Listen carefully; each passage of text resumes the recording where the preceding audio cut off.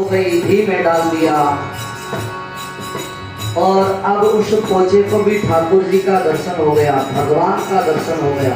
भगवान के सामने खड़ा रहता है, जलता रहता है और पूजा का बन गया, पूजा का अर्धंग, पूजा के लिए एक अभिन्न अंग बन गया कि पूजा करे। दीपक है, घी है, माचिस है, लेकिन अगर बाती नहीं हो तो काम नहीं होगा। तो एक अर्धंग यानी एक अभिन्न हिस्सा बन गया।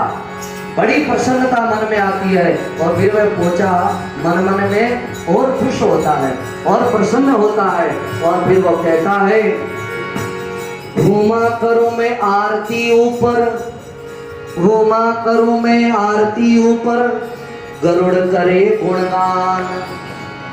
घूमा करूं मैं आरती ऊपर, गरुड़ करे गुणगान। यानी जो घंटी बजती रहती है, दीपक जलता रहता है और घंटी गरुड़ स्वरूप मानी जाती है, तो घंटी यानी गरुड़ गुणगान करता है। घूमा करूं मैं आरती ऊपर, गरुड़ करे गुणगान। देते हैं मेरे प्रकाश में, देते हैं मेरे प्रकाश में दर्शन दीनानाथ। देते हैं मेरे प्रकाश में दर्शन दीनानाथ। उसी से अंधे और अपन धन्य है सत्पुरुषों का संग। उसी से अंधे और अपन धन्य है सत्पुरुषों का संग। धन्य है सत्पुरुषों का संग, बदल देता जीवन का रंग। धन्य है सत्पुरुषों का संग, बदल देता जीवन का रंग। बदल देता जीवन का रंग, बदल देता जीवन का रंग, बदल देता जीवन का रंग। कहाँ पोछा पहले पड़ा रहता था और कहाँ आज पोछा कहाँ से कहाँ पहुंच गया।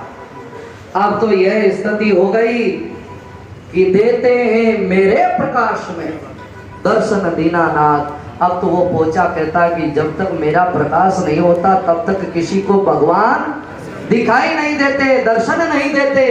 इतना मेरा सौभाग्य कि मैं जलता हूँ और मेरी इस जलन से, मेरी इस स्थिति में पहुंचने से सब लोगों का भगवान का दर्शन होता है। इससे बड़ा और मेरे जीवन में क्या सुधार आना होगा, इससे ज्यादा और क्या परिवर्तन आना होगा।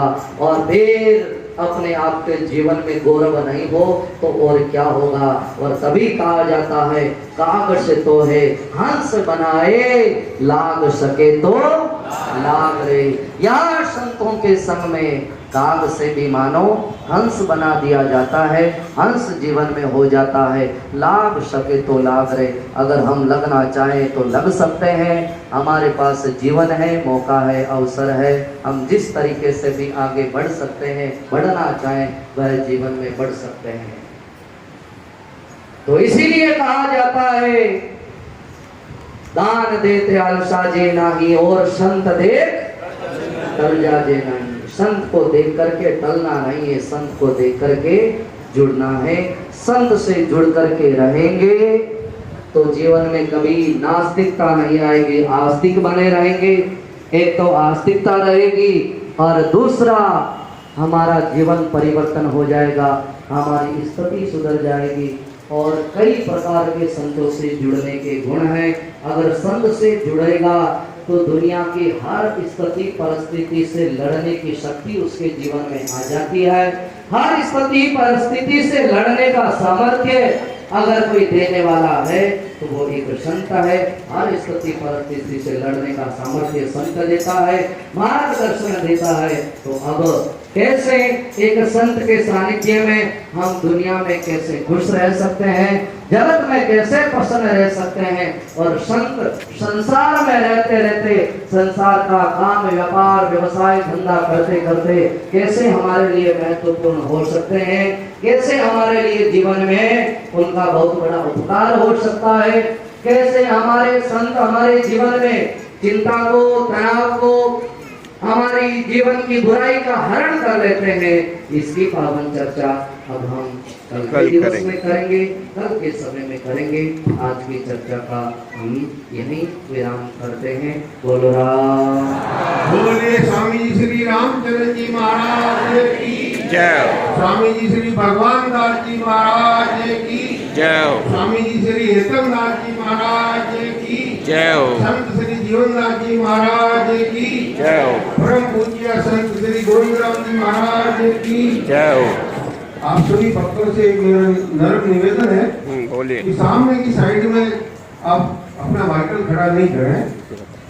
इस साइड में जो संगीत ये विद्यालय है, इस पाठ्यलय समाज में ये सामने इस आप कोई वहां खड़ा नहीं करें, उनको ऑब्जेक्शन करता है। और कम से कम 4 व्हीलर तो आप इस साइड में खड़ा ही नहीं करें। ये मेरी विनती है आपसे, और ज्यादा से ज्यादा तादाद में आप पधारें। राम राम। राम।